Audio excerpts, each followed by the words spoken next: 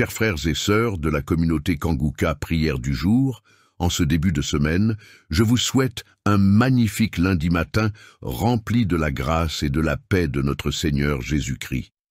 Alors que nous entamons cette journée, tournons nos cœurs vers Dieu dans la prière, demandant sa faveur et ses bénédictions sur chacun d'entre nous. Que ce lundi soit pour vous un jour de renouveau, de solution et de miracle. Nous prions pour que tout fardeau soit allégé et que chaque inquiétude trouve sa réponse en Dieu. Qu'il vous accorde la force, la guérison et la paix nécessaires pour avancer avec confiance. Que sa lumière éclaire vos pas et que sa main puissante vous accompagne tout au long de cette semaine. Je vous invite à partager vos requêtes et vos préoccupations dans les commentaires. Lorsque nous prions ensemble, l'Esprit de Dieu agit puissamment parmi nous. Marquez votre présence avec une phrase de foi et partagez cette prière avec vos proches, afin qu'ensemble, nous puissions répandre la lumière et l'amour de Dieu à travers notre communauté Kanguka. Le pasteur Chris continuera de prier pour nous, nous guidant et nous soutenant à chaque étape. Que cette prière soit une source de bénédiction, de délivrance et de transformation profonde pour vous et vos familles. Affrontez cette journée et cette semaine avec foi, sachant que le Seigneur marche à vos côtés, vous fortifiant et vous menant vers des victoires éclatantes. Passez un lundi béni et rempli de joie.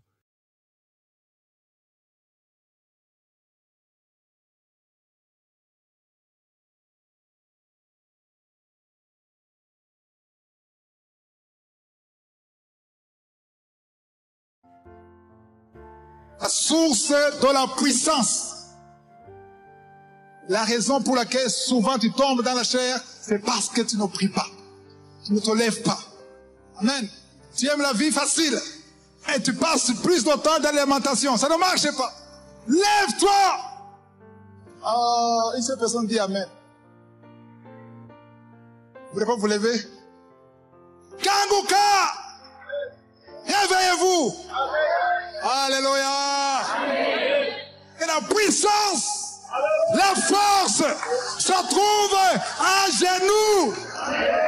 Tu as besoin de l'ange de Dieu pour pouvoir traverser ce que tu traverses. Il faut prier. Il faut persévérer dans la prière. En plus de la foi, en plus de la prière, il faut jeûner. Parce que le jeûne va t'élever à une autre dimension, à un autre niveau spirituel. Quand tu loues Dieu, c'est pas toi seul qui sera libéré. Ceux qui sont proches de toi seront libérés. Alléluia. Alléluia. Et ils ont commencé à louer Dieu parce que la force n'était pas dans les mains. Alléluia. La force était dans la louange, dans la prière. Shalom. J'aime beaucoup le moment de la parole, même s'il fait très chaud. C'est comme à Kinshasa. Un peu comme à Abidjan. Il fait très chaud. Alléluia! Le premier message, c'est la source de la puissance. Waouh! La source de la puissance. Quand vous voyez quelqu'un qui a de la puissance, est-ce que vous ne demandez pas d'où vient cette source? D'où vient cette force? D'où vient cette puissance? Mais ce qui m'étonne, je ne sais pas vous, mais moi ce qui m'étonne, c'est que quand les enfants de Dieu, les chrétiens ou les païens, surtout les chrétiens, je dis surtout les chrétiens, quand ils voient quelqu'un que Dieu utilise puissamment, quand on voit les miracles, quand on voit les transformations, les guérisons, les gens qui sont complètement transformés, délivrés, automatiquement, on pense à la puissance de qui? Pourquoi toujours Satan? Peut-être qu'ils adorent Satan. Comment est-ce que quand tu vois la puissance, tu penses toujours à Satan? Et où est Dieu dans tout ça? Pourquoi est-ce qu'on ne pense pas à la puissance de Dieu? Oh! Illuminati! Sataniste! Pourquoi vous voyez toujours Satan? Parce que finalement, Satan domine dans la pensée des enfants de Dieu. Pourquoi? Au moins, il faut penser à Dieu d'abord. Après, jusqu'à preuve du contraire. C'est comme si, aujourd'hui, Dieu ne peut pas faire un miracle. Si on voit un miracle, ce n'est pas Dieu. Non, non, non, il faut faire attention. Hein. On ne sait pas, hein. Il faut voir. Peut-être il a touché, peut-être il a quelque chose, peut-être il porte quelque chose. Maintenant, on va voir la source de la puissance. Maintenant, on va d'abord étudier dans l'Ancien Testament, on va parler de Samson. Vous connaissez Samson? Qu'est-ce que vous connaissez de Samson? À part qu'il était très fort. D'abord, il était fort temporairement. Il y avait une puissance qui venait sur lui. En dehors de cette puissance, il était normal. Mais autre chose, qu'est-ce que tu connais de Samson? Ses cheveux. Il était interdit qu'il coupe les cheveux. Autre chose? Qu'est-ce qu'il aimait? Il aimait le football? Quoi? Les femmes. Ah, vous reconnaissez alors. On va dans Juge chapitre 16. Il est connu comme quelqu'un qui aimait les femmes. Est-ce qu'il aimait les femmes plus que Salomon? Salomon, c'est le champion. Juge chapitre 16, verset 15 à 16. Pasteur. Elle lui dit, comment peut-il dire? Alors là, j'ai sauté, je n'ai pas tout lu. C'est Samson qui avait la puissance. Il y a les Philistins qui voyaient sa puissance parce qu'il était tellement puissant qu'il pouvait tuer 1000 personnes en même temps, un seul homme. Il y avait la puissance de plus de 1000 personnes. Donc il dominait complètement les Philistins et les Philistins avaient perdu la tête. Ils ont dit, comment est-ce qu'on peut la voir? On essaie, mais on ne peut pas. Donc si le seul moyen de voir Samson, il faut étudier ses faiblesses. C'est comme ça que le diable t'a eu. Si t'a eu. Il t'a eu pourquoi? Parce que le diable, qu'est-ce qu'il fait? Il t'observe. Il ne peut pas lire tes pensées, mais il peut voir ton comportement. Il peut entendre tes paroles. Il sait ce que tu aimes, ce que tu n'aimes pas. Si tu es faible avec les femmes, il le connaît. Il est au courant. Si tu es faible avec le caractère, tu t'énerves, c'est la colère, c'est la jalousie, il connaît ta faiblesse. Si tu es cupide, tu aimes l'argent, il connaît ta faiblesse. Mais il ne peut pas savoir comme ça, il va t'étudier. Les Philistins ont essayé comment? Il faut savoir d'où vient sa force. Alors, vous avez découvert une chose. La première faiblesse, les femmes. Donc, on envoie une femme pour le séduire afin qu'il dise d'où il tire sa puissance. Alors maintenant, c'est cette femme, elle est là, verset 15. Elle lui dit, comment peux-tu dire je t'aime, puisque ton cœur n'est pas avec moi? Parce que lui disait qu'il aime, mais quand il pose la question, d'où vient cette force, il ne disait pas. Il ne donnait pas le secret. Voilà 3 fois que tu t'es joué de moi et tu ne m'as pas déclaré d'où vient ta grande force. 16.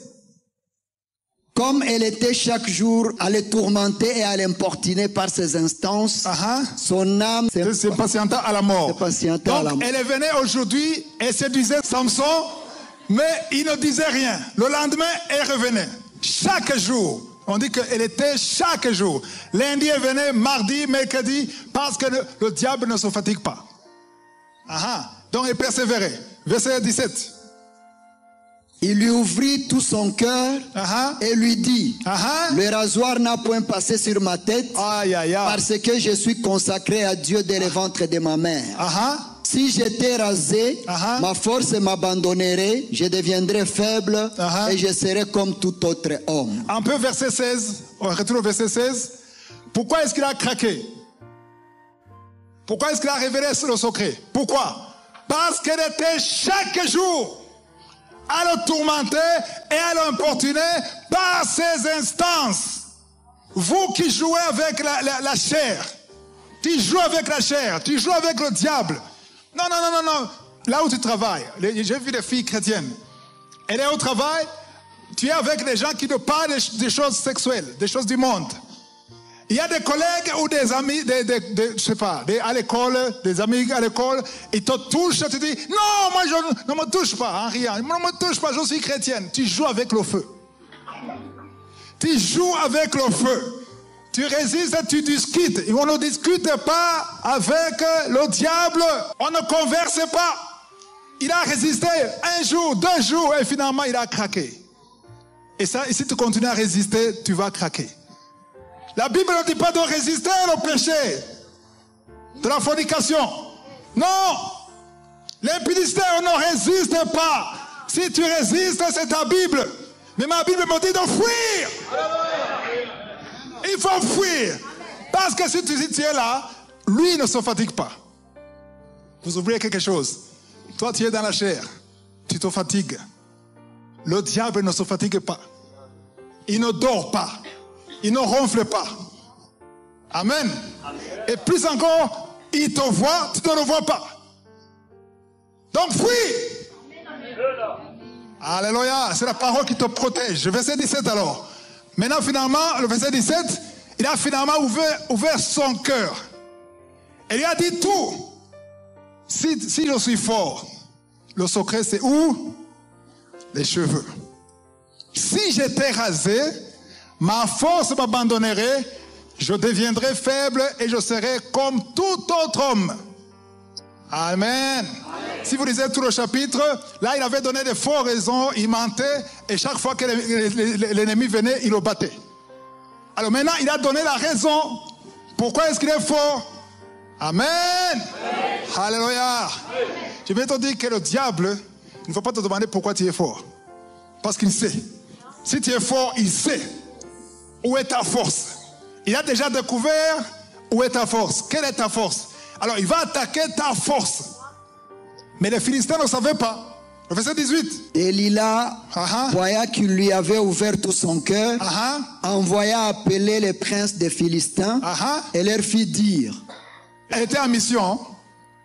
Elle était une espionne. Les Philistins avaient envoyé les princes des Philistins et leur fit dire. Montez cette fois, car il m'a ouvert tout son cœur. Et les princes des Philistins montèrent vers elle et apportèrent l'argent dans leurs mains. Verset 19. Elle l'endormit sur ses genoux. Attends, elle a endormi où? Pas n'importe où. Sur ses genoux. Et ayant appelé un homme, elle rasa les 7 tresses de la tête de Samson. Il y avait combien de tresses? 1, 2, jusqu'à combien? 7. Elle n'a pas coupé 3. Parce qu'elle pouvait couper 4. Si elle coupait 4, il y avait 3 qui restaient. Il y avait au moins une puissance. Elle a rasé. Amen. Elle rasa les 7 tresses de la tête de Samson.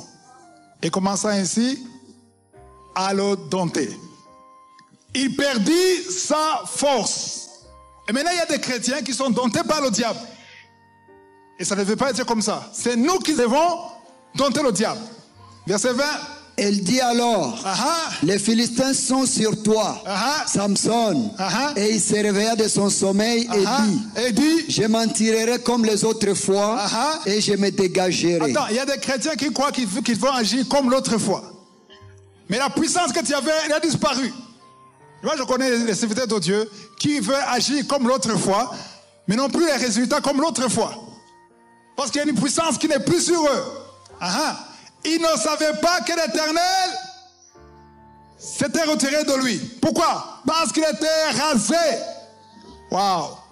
Verset 21. Les Philistins les saisirent et lui crevèrent les yeux. Wow. Ils le firent descendre à Gaza et le lièrent avec des chaînes d'airain. Ils tournaient la meule dans la prison. Je vais vous expliquer une chose. Quand j'ai enseigné ça en Kirundi l'année passée, c'était au mois d'octobre. C'était une semaine après l'attaque en Israël de Hamas. Et j'avais préparé ça sans savoir ce qui va se passer à Hamas. Et j'étais étonné quand j'ai vu ce qui s'est passé en Israël. Qui ont suivi ça à la télé? En Israël, il y avait une fête publique d'Israël. Donc c'était une fête tellement importante qu'il y avait même congé. Et l'attaque a été préparée pendant plus de 2 ans. Avec des armes. Ceux qui connaissent Israël, je crois que c'est l'un des pays, si ce n'est pas le pays le plus protégé en matière de défense. Le système de protection d'Israël, peut-être c'est après les États-Unis. Donc c'était difficile. Tu ne peux pas rêver attaquer Israël. Ils ont des satellites qui ont des caméras, qui peuvent même voir tout ce qui se passe en Palestine. Donc il n'y avait pas moyen d'attaquer Israël. Mais ils ont attendu le moment opportun. Pendant ce jour, le jour où ils ont attaqué, en octobre, il y avait congé, il y avait une partie qui dormait, les autres étaient dans des fêtes, dans des boîtes de nuit. C'était la fête.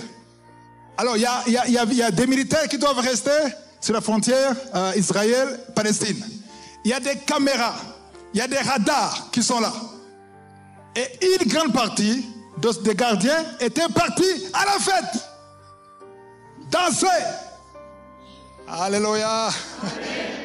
Alléluia. C'est pas mauvais de fêter. Il faut pas... Jésus a dit, il n'a pas dit seulement de prier, mais il faut veiller. Ils n'ont pas veillé. Ils ont dit, nous sommes là. Nous avons des caméras, nous avons des radars. Comment est-ce qu'ils ont attaqué? J'ai vu un documentaire. Comment est-ce qu'ils ont attaqué? La première chose qu'ils ont attaqué, ce sont les radars.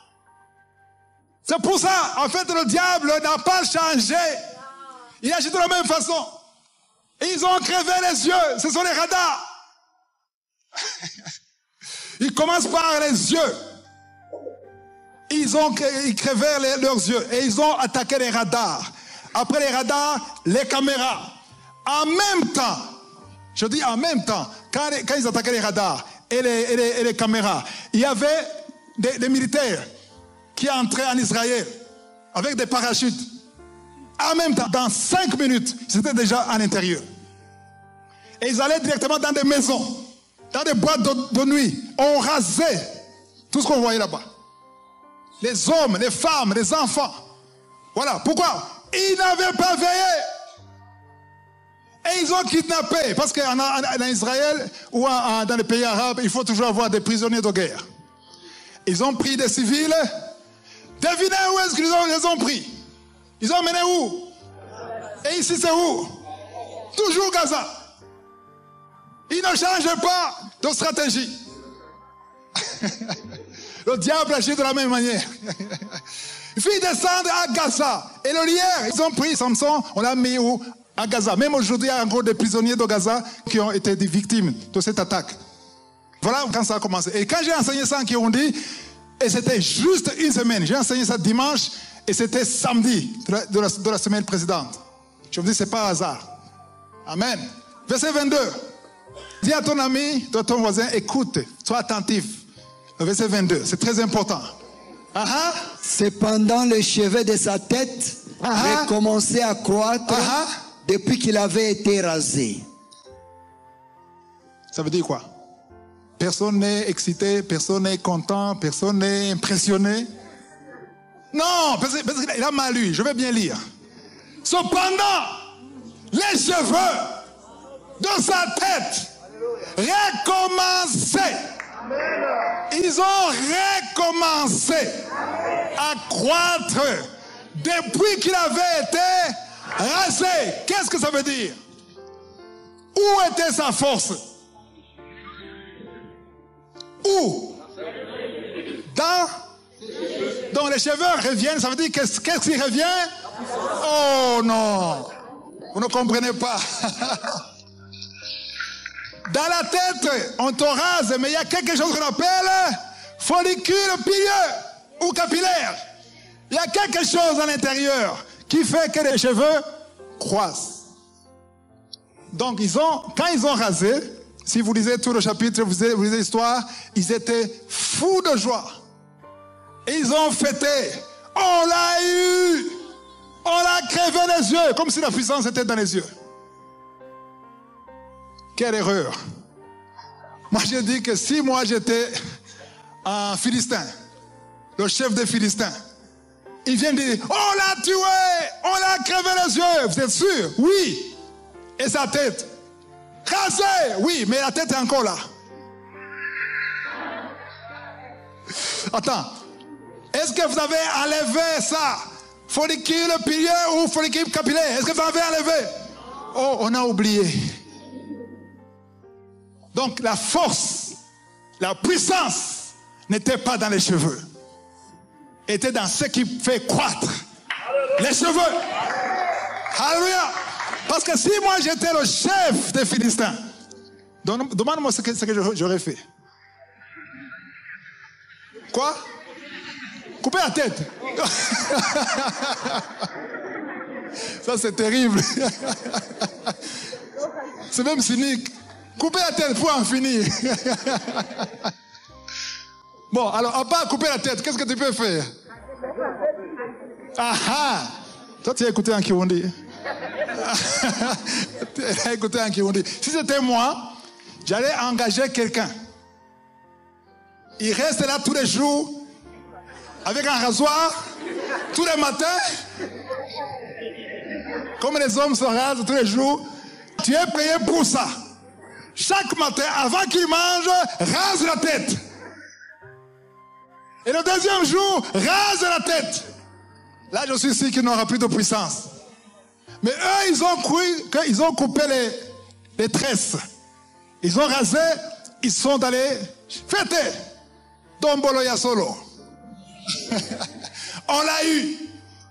Alors là, au verset 22, ça montre que la puissance, la vraie puissance, n'est pas dans les cheveux. Alléluia. Il y a un serviteur de Dieu qui s'appelle Élisée. Vous connaissez Élisée? Élisée, son serviteur s'appelait comment? Alors, Élisée avait un bâton, une verge. Alors, il y avait un enfant qui est mort. Vous connaissez l'histoire? Alors, quand l'enfant est mort, qu'est-ce qui s'est passé? Qu'est-ce qui s'est passé? Il fallait aller ressusciter l'enfant. Et Géhazi était le plus zélé. Il a dit, je connais où est la force. Je connais la puissance est dans le bâton de mon maître. Et il a pris le bâton pour faire la une sur les réseaux sociaux. Il a dévancé Élisée. Il est arrivé avec le bâton. L'enfant rien n'a été fait. Pourquoi? Parce que la force, l'onction n'était pas dans le bâton. Il a fallu que l'homme de Dieu arrive avec le don que Dieu lui a donné, avec l'onction qu'il avait. Et c'est là où l'enfant a été ressuscité. Alléluia. Alléluia. Il faut comprendre que quand la force qui était dans les cheveux venait de lui. Et voilà maintenant au verset 22, les cheveux ont poussé. On n'a pas le temps de traîner sur Samson, mais si je vais demander de sauter au verset 29, parce que quand les cheveux ont poussé, alléluia, c'était l'heure de la vengeance. Pasteur. Et Samson embrassa les deux colonnes du milieu. Le prince était sur le balcon en train de fêter, et il y avait deux colonnes, et il voulait se venger. Continue. Mais maintenant, ici, c'est après que les cheveux avaient déjà poussé. Continue. Sur lesquels reposait la maison, et il s'appuya contre elle. L'une était à sa droite et l'autre à sa gauche. 30. Samson dit que je meurs avec les Philistins. Il se pencha fortement et la maison tomba sur les princes et sur tous les peuples qui y étaient. Ceux qu'il fit périr à sa mort furent plus nombreux que ceux qu'il avait tués pendant... Alléluia. Ceux que Samson a tués étaient plus nombreux que toute la vie qu'il a passée sur la terre avec les yeux. Il a eu plus de succès sans les yeux. Alléluia. Il y a des moments difficiles. Et pendant les moments difficiles, tu vas accomplir les choses que tu ne faisais même pas avant, quand tout allait bien. Gloire à Dieu. Amen. Alléluia. Amen. Ça me rappelle Paul et Silas, qui connaissent l'histoire de Paul et Silas dans Acte 16. On les a fouettés. On les a battus. On les a mis en prison à cause de Jésus. Alléluia. Amen. Il y a des gens qui vont en prison parce qu'ils ce sont des voleurs. Mais Paul et Silas étaient emprisonnés pourquoi? Parce qu'ils prêchaient la bonne nouvelle. Si aujourd'hui on te met en prison parce que tu prêches Jésus, qu'est-ce que tu vas dire à Dieu? Seigneur, tu me déçois. Je suis là pour toi.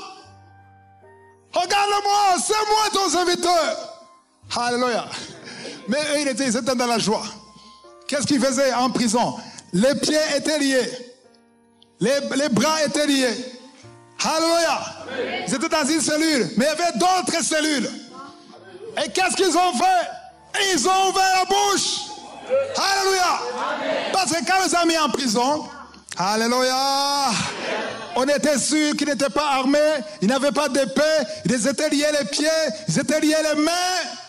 Mais la grosse erreur, ils n'ont pas lié la bouche. Parce que la puissance n'était pas dans les bras. La puissance n'était pas dans les mains. La puissance était dans la bouche. Hébreux 13, 15. C'est quoi? Qu'est-ce que dit le verset? Offrez à Dieu un sacrifice de louange. C'est-à-dire le fruit de quoi? Des lèvres ou de la bouche qui confesse son nom. Alléluia. Alléluia. Quand tu as la bouche, tu as la puissance. Et quand ils ont commencé à chanter, la parole de Dieu dit que même les autres prisonniers les entendaient de loin. On les entendait chanter. Yo mana. C'est pas ce qu'ils ont dit, mais c'est quelque chose comme ça. Alléluia. Ils ont chanté pour la gloire de Dieu. Ils ont chanté à deux. Et les autres prisonniers disaient, ils sont fous ces chrétiens. Ils ont perdu la tête. Comment est-ce qu'ils peuvent chanter avec le dos qui saigne? Comment est-ce qu'ils peuvent chanter avec les mains qui sont liées, les bras, les pieds qui sont liés? Ils sont malades. Et à minuit, quand ils chantaient, alléluia, les fondements de la prison ont été ébranlés. Et les chaînes ont été brisées. Les portes étaient ouvertes. Alléluia. Tous les prisonniers qui se moquaient d'eux sont sortis. Grâce à les louanges. Grâce à la force qui était cachée dans la bouche. Grâce à la foi des serviteurs de Dieu. Alléluia. Quand tu loues Dieu, c'est pas toi seul qui sera libéré. Ceux qui sont proches de toi seront libérés. Alléluia. Alléluia. Et ils ont commencé à louer Dieu parce que la force n'était pas dans les mains. Alléluia. La force était dans la louange, dans la prière. Gloire à Dieu. Je demandais à pasteur de lire Job 14. Job 14, versets 7 à 9. Un passage que j'aime beaucoup. Un arbre a de l'espérance. Quand on le coupe, il repousse. Il produit encore des rejetons. Verset 8. Quand sa racine a vieilli dans la terre. Quand sa racine a vieilli dans la terre. Quand son tronc meurt dans la poussière. Alléluia. Si vous lisez la parabole, on parle du sol. Le sol, c'est comme ton cœur. Mais si la terre dont on parle, tu vieillis dans la terre. Alléluia. La terre, c'est dans le Seigneur. Le verset 9. Verset 9. Attends, c'est un arbre qui a été coupé. Amen. C'est coupé, il n'y a pas de branche, il n'y a pas de fruit, il n'y a pas de feuilles, il n'y a rien, il n'y a que le tronc. Mais la racine, dites racine. Quand tu coupes un arbre et que tu oublies de couper la racine, tu n'as rien fait. Alléluia. On peut te raver tout. On peut te chasser au boulot. On peut te voler tout. Mais si tu as le Saint-Esprit en toi, si tu es encore un enfant de Dieu, alléluia, tu as encore la racine. Qu'est-ce qu'il te faut? Verset 9. Il reverdit à l'approche de l'eau. Alléluia. Il pousse des branches comme une jeune plante. Comme une jeune plante. Tu deviens mieux qu'avant. Tu deviens mieux qu'avant. Il reverdit, ça devient vert. Quand il y a quoi? À l'approche de l'eau. Amen. J'aime dire que l'eau, c'est le symbole de quoi? De la parole. Ce que je fais ici, je vous donne l'eau. Mais il faut être dans la terre. Si tu n'es pas dans la terre, l'eau est inutile. Être dans la terre, c'est être dans le Seigneur. C'est avoir accepté Jésus comme ton Seigneur et ton Sauveur. Là, tu es dans la terre. Si tu n'es pas sauvé, il faut accepter Jésus. Il faut te repentir. Et là, l'eau pourra fonctionner. Alléluia. Alléluia. Heureux l'homme qui ne se confie pas dans l'homme, mais qui se confie. Alléluia. Il est comme quoi? Comme un arbre planté où? Près des eaux. Parce que ses racines s'étendent et attirent la vie. Même s'il y a le soleil, même s'il fait chaud, même s'il ne pleut pas toute l'année, cet arbre s'en fout. Amen. Les feuillages restent verts. Alléluia. Et les fruits, ils portent du fruit parce qu'il y a l'eau. Et l'eau, c'est la parole. Alléluia. Maintenant, nous allons voir d'où est-ce que Jésus tirait la puissance. Les gens disent ça, c'est normal. C'était le Fils de Dieu. Toi aussi, tu es le Fils de Dieu, oui ou non? Amen. Il y a deux pasteurs qui discutaient. Un pasteur a dit à un autre pasteur, le pasteur A a dit au pasteur B, Mais d'où est-ce que tu as cette puissance? Pourquoi est-ce que toi, quand tu pries, les gens sont transformés, les gens sont délivrés?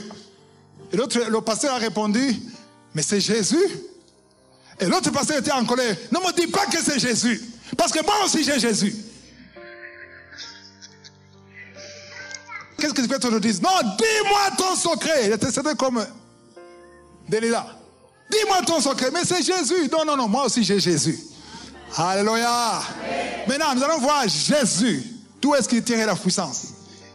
On va dans Marc chapitre 1, verset 32 à 34. Le soir, après le coucher du soleil, le soir après le coucher du soleil, on lui amena tous les malades et tous les démoniaques. On amena qui? Donc ça, Jésus faisait des choses que les disciples ne pouvaient pas faire. Amen. Parce que les disciples avaient aussi le pouvoir de chasser les démons. Ils avaient le pouvoir de chasser les démons. Et parfois ça marchait et parfois ça ne marchait pas. Vous savez ça? Parce que quand ça marchait, ils étaient fous de joie. Amen.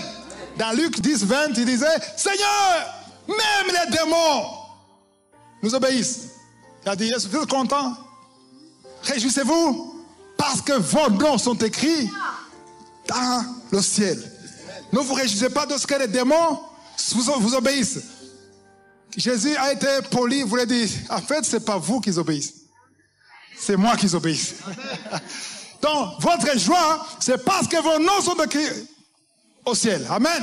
Bon, le verset 32, maintenant Jésus, le soir, dites le soir. Le soir, après le coucher du soleil, on lui amena tous les malades et les démoniaques. Pas quelques-uns, tous ceux qui étaient dans les environs. Verset 33. Et toute la ville était rassemblée devant sa porte. Alléluia. C'était toujours les croisades. À la porte, il y a des malades, il y a tout le monde. Verset 34. Il guérit beaucoup de gens qui avaient diverses maladies. Il guérit beaucoup de gens qui avaient diverses maladies. Il chassa aussi beaucoup de démons. Il a chassé les démons. Et il ne permettait pas aux démons de parler parce qu'ils le connaissaient. Il a fait ça quand? Le soir après. Ok, voilà. Le soir après le coucher. Verset 35. Vers le matin. Maintenant ça change. Vers le matin. Ce n'est pas le matin. Vers le matin. Pendant qu'il faisait encore pas sombre, lisez bien. Il y a un moment où c'est sombre. C'est à 5h du matin, 5h30, c'est sombre. Mais lui, c'est quand? Très sombre. C'était encore noir. Donc, le soir, il faisait des miracles. Et le matin, très tôt le matin, quand il faisait encore très sombre, il se leva. Dites, il se leva. Est-ce que tu te lèves? Oui. Quand? Après le coucher du soleil. Alléluia. Jésus a dit, vous ferez ce que j'ai fait. Même plus que ce que j'ai fait. Mais pour faire ce qu'il a fait, il faut prier comme il a prié. Ça, c'est un secret. Prie comme il a prié. Lève-toi le matin. Et heureusement, j'ai compris ça quand j'étais encore très jeune. Quand j'ai été sauvé, j'ai lu un livre dans la serviteur de Dieu qui parlait de la prière. Qui parlait de comment il se lève le matin. Comment il se lève à 4h du matin. Il y a des témoignages qui créent une sorte de jalousie en toi. Et je me disais, non, moi aussi. Alléluia. Amen. Je dois me lever avant les oiseaux, avant le coq. S'il arrivait que je me lève alors qu'il y a des oiseaux, j'étais en colère. Comment est-ce que les oiseaux peuvent se lever avant moi? Je dois me lever avant les oiseaux. Avant le coq, dans notre quartier, il y avait un coq. Alléluia. Quand je priais, cocorico, je t'ai eu. Je me suis levé avant toi. Et moi, je me levais très tôt le matin. Parce que je disais, Seigneur Jésus, tu as dit que je peux faire ce que tu as fait. Amen. Ce n'est pas en dormant que tu feras ce qu'il a fait. C'est en te levant le matin. Alléluia. Ne me dis pas que Jésus n'avait pas de sommeil. Parce que la Bible dit qu'il s'est fait homme. Amen. Il s'est fait homme comme toi et moi. Donc il souffrait. Et il se fatiguait. Si tu lis dans Marc 4, quand ils étaient dans le bateau, Il dormait profondément. Donc Jésus pouvait dormir. Mais il se levait vers le matin, pendant qu'il faisait encore très sombre. Il se levait et il faisait quoi? Pourquoi il se levait, pasteur? Et sortit pour aller dans un lieu désert où il pria. Alléluia. Il ne s'est pas levé seulement pour aller quelque part. Il s'est levé pour sortir. Sortir de quoi? Parce qu'il était avec les dormeurs. Pierre, Matthieu, Jean, Jacques. Oui, c'était des dormeurs. Il faut lire Matthieu 26. Il a dit, quand il priait, eux, ils dormaient, ils ronflaient. Et ils venaient, ils somnolaient. Il dit, quand même pas une heure avec moi. Dans Matthieu 26, verset 41, il dit, veillez et priez. Afin que vous ne tombiez pas dans la tentation. Votre chair est faible, mais l'esprit est bien disposé, mais la chair est faible. Amen. La raison pour laquelle souvent tu tombes dans la chair, c'est parce que tu ne pries pas. Tu ne te lèves pas. Amen. Tu aimes la vie facile. Et tu passes plus de temps dans l'alimentation. Ça ne marche pas. Lève-toi. Une seule personne dit Amen. Amen. Vous ne voulez pas vous lever? Kanguka! Réveillez-vous! Alléluia! Alléluia. Je vais enseigner un jour l'importance de prier très tôt le matin. Ce n'est pas une loi. Dieu exauce même à midi, à 10h, à 15h. Mais il y a un secret quand tu lèves le matin. Alléluia. Donc, vers le matin, pendant qu'il faisait encore très sombre, il se leva et sortit pour aller dans un lieu désert. D'autres versions disent dans un lieu secret. Il est sorti, il était avec les autres. Si tu vas en Israël, on te montre la maison de Pierre et là où Jésus passait plus de temps, mais il est sorti. Parfois, il faut sortir. Je vous ai dit souvent comment je sortais. Amen. C'est bien quand vous êtes mariés de prier ensemble. C'est très bien un couple qui prie ensemble. Amen. Même si vous priez ensemble, il faut penser à sortir. Oui, c'est ta femme. Oui, mais sors. Il y a l'intimité entre toi et Dieu. Ayez un plan pour prier ensemble avec ta femme ou ton mari, mais aussi il faut avoir un plan pour toi et Dieu. Oui, parce qu'il y a des couples qui ne prient jamais. Vous êtes toujours ensemble, toujours, c'est bien. Dans l'église, c'est bien de prier ensemble, mais aussi il faut de l'intimité. Parce que le jour du jugement, tu ne diras pas, hey, je suis madame, je suis sa femme. Et Dieu dit, qui es-tu? Non, je suis sa femme. Comment vous faites ça? Nous sommes une seule chair. Il n'y a pas de chair ici. La chair et le sang n'hériteront pas le royaume des cieux. La chair, c'est ici. Mais là-bas, il n'y a pas de chair. La chair que tu as, tu vas la laisser ici. Si la trompette sonne, ton âme et ton esprit. Mais la chair reste ici. Amen. Donc, verset 35, maintenant il est sorti du groupe des dormeurs. Le verset 36. Simon et ceux qui étaient avec lui se mirent à sa recherche. Qui le cherchait? Simon et ses amis dormeurs. Ils sont allés à chercher qui? Comment est-ce qu'ils l'ont cherché? Parce qu'ils sont levés peut-être à 7 heures du matin. Quand il y a le soleil, ils se lèvent en bâillant. Pierre, Matthieu, où est-ce qu'il est? On l'a kidnappé. Allons le chercher, on l'a kidnappé. Alléluia. Quand j'ai compris ça, j'avais combien? J'avais 22 ans. Quand j'ai compris ça. Et je me levais le matin, je partageais la chambre avec mon petit frère et je sortais. Et j'allais loin, à la cuisine. La cuisine était très loin. Parce que je voulais aller quelque part où je peux crier, adorer, louer Dieu. Alléluia. Amen. Parfois, je prolongeais et on me cherchait aussi. Où est-ce qu'il est allé? Alléluia. Amen. Il faut qu'on te cherche. Alléluia. Il faut sortir. Dis à ton voisin, il faut sortir. Alléluia. Simon et les autres dormeurs, ils se sont mis à la recherche de Jésus. Et au verset 37... Et quand ils l'eurent trouvé... Quand on dit quand ils l'eurent trouvé, ça veut dire que ça a pris du temps. Il est allé quelque part. Alléluia. La fois passée, cette année, il y a un mois, j'ai partagé ça ici. J'ai partagé comment en Afrique du Sud, je devais sortir. J'étais dans une chambre, on était combien? 8 Burundais, et j'étais le seul sauvé. Alors là, c'était difficile de prier, parce que la plupart d'eux, certains travaillaient dans les boîtes de nuit, les autres venaient, ivres, et chaque fois que quelqu'un entrait, il allumait la lampe. Et qu'est-ce que j'ai fait? Avant de dormir, je dévissais l'ampoule. Comme ça, quand ils arrivent, personne n'allume la lampe. Mais pour prier, il fallait sortir. Alléluia. On n'avait pas de salon. J'allais dans le corridor entre la chambre et la toilette. Et j'étais là, en train de prier. Les autres en train de ronfler, ivres.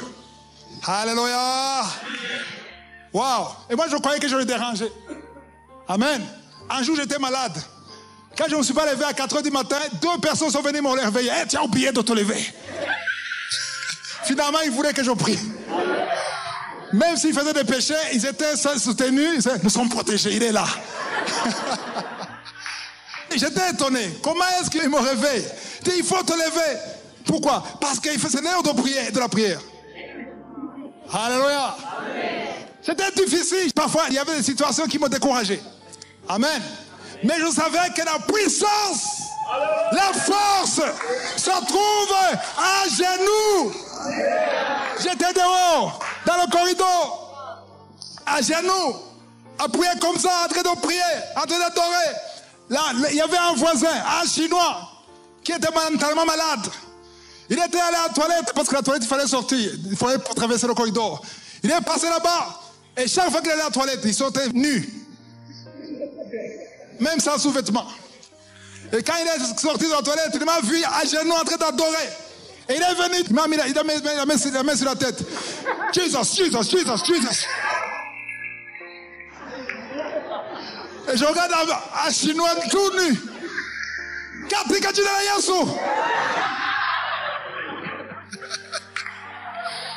Il y a des tentations pour te décourager, mais je ne me décourageais pas. Je savais que c'est la vie ou la mort. Si je laisse, je meurs.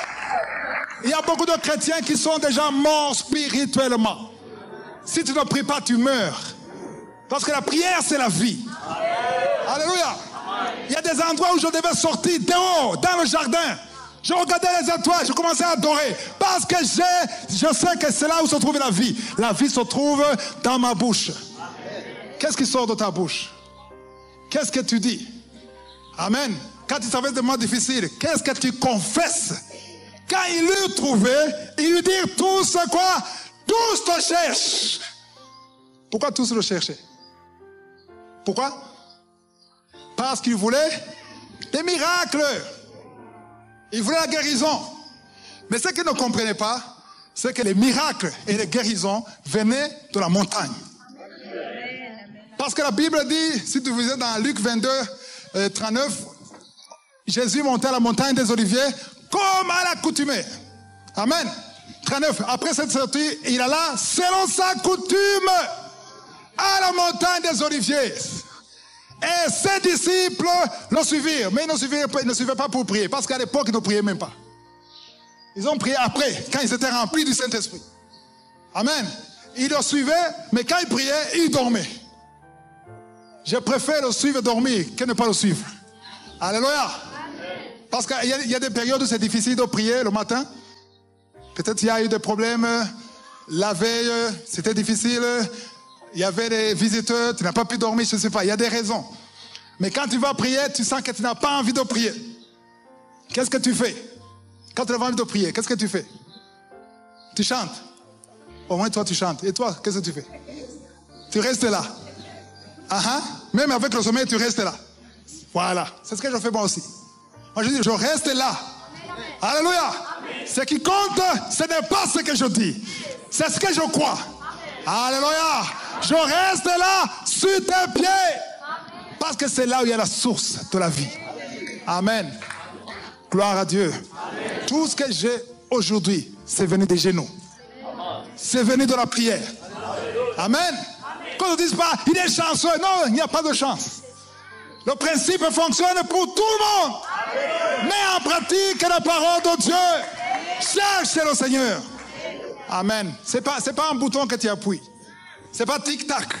Il y a une période de test. Et Dieu te teste. Il voit réellement ta fidélité. Comment tu persévères. Il y aura des Chinois qui viendront. Bon, pas un Chinois, mais quelqu'un. Des choses pour te décourager. Il y aura des situations pour te décourager. Tu vas prier, espérant voir un miracle. Et c'est le contraire.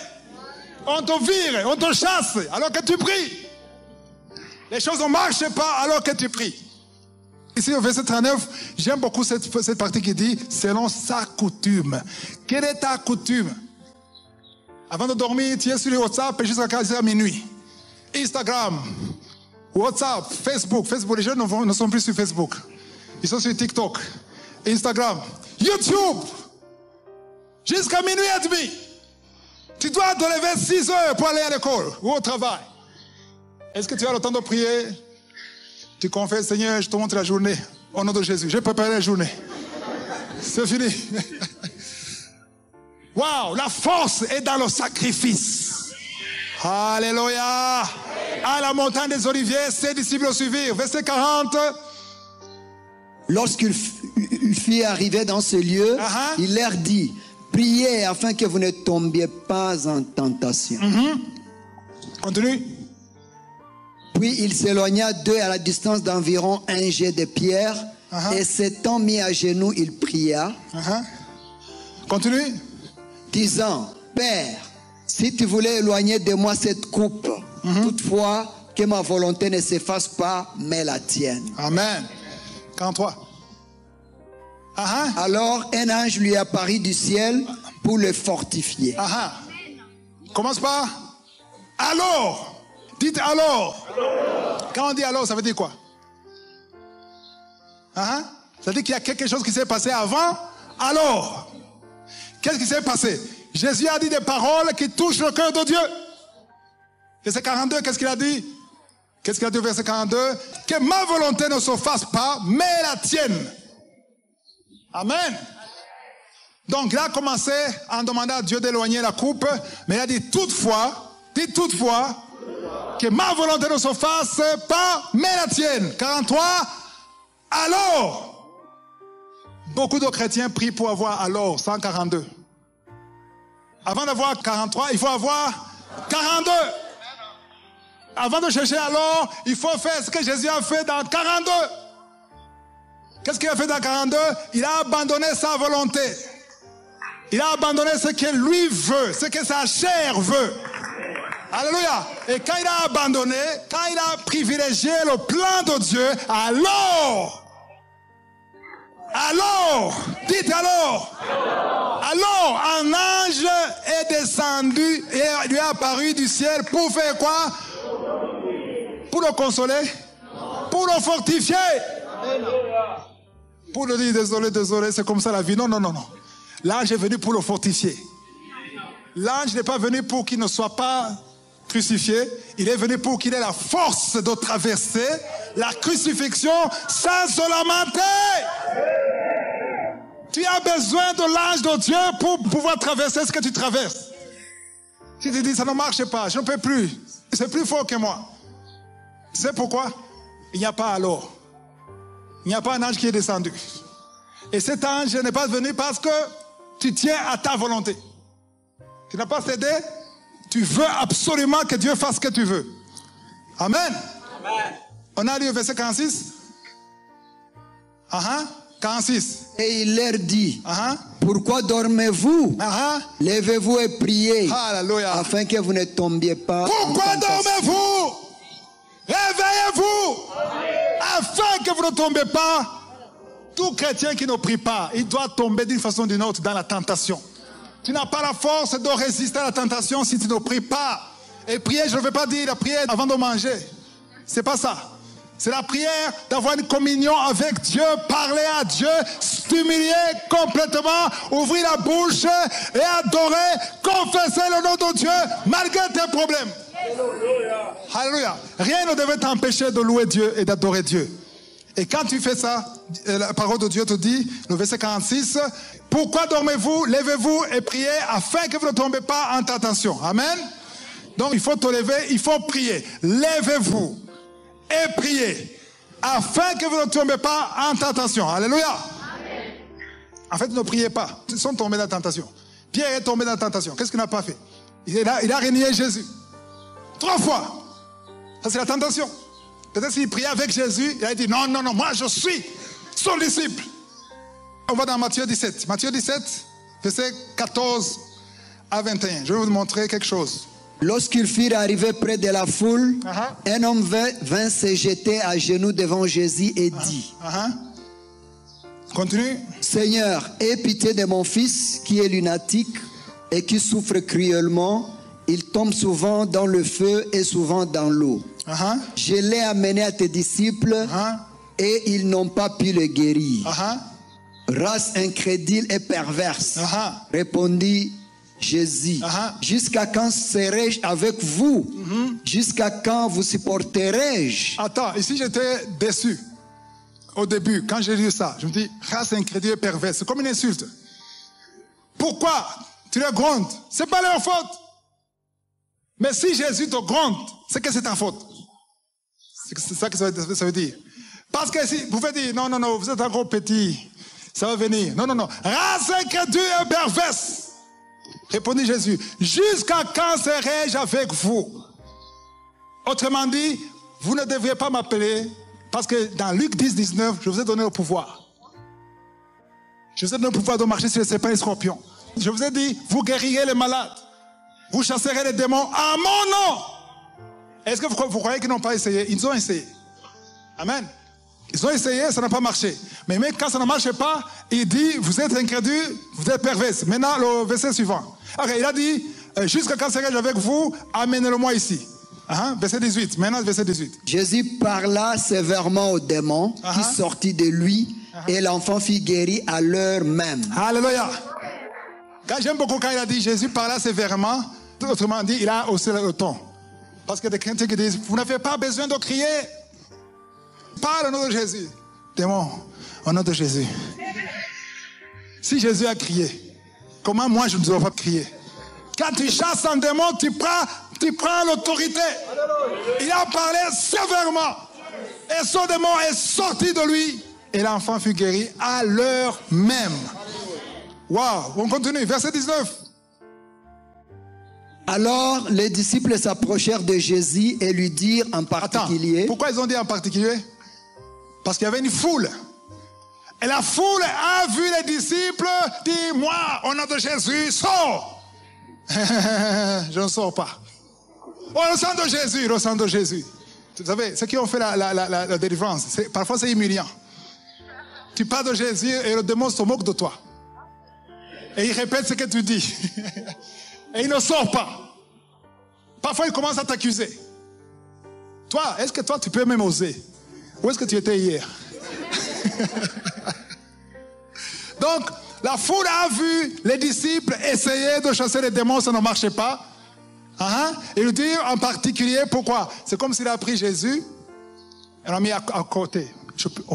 On a quelque chose de très important. Maître, quelque chose de très important à dire. Dis-moi, non, non, non, non, non, pas ici. Derrière l'arbre.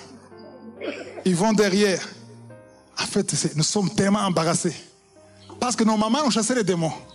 Et les démons sortaient. Mais ce démon-là, ça ne marche pas. Pourquoi n'avons-nous pu chasser pas un démon, pas le démon, ce démon? Amen. Parce que chaque démon exige une puissance particulière. Si tu ne savais pas. Il y a des démons, quand tu regardes seulement, ils fuient. Tu n'as rien dit, ils fuient. Et d'autres démons, tu parles, ils résistent un peu, et nous sautons. Et d'autres démons où tu passes toute la nuit. Et d'autres démons, il faut jeûner pour qu'ils sortent. Parce qu'ils ont des dimensions de puissance. Alléluia. Vous savez ce qui s'est passé avec Daniel quand il priait? Il jeûnait. Il y avait un ange qui amenait, Gabriel qui amenait quoi? Le message. Amen. Gabriel a été bloqué complètement pendant 21 jours. Un ange de Dieu bloqué par des démons. Pourquoi? Parce que ce n'étaient pas des démons ordinaires. Amen. Vous qui demandez de grandes choses, chaque grande chose exige un démon à son niveau. Ils n'ont pas entendu. Je vais te servir, je vais être un grand serviteur. Il y a un prix à payer.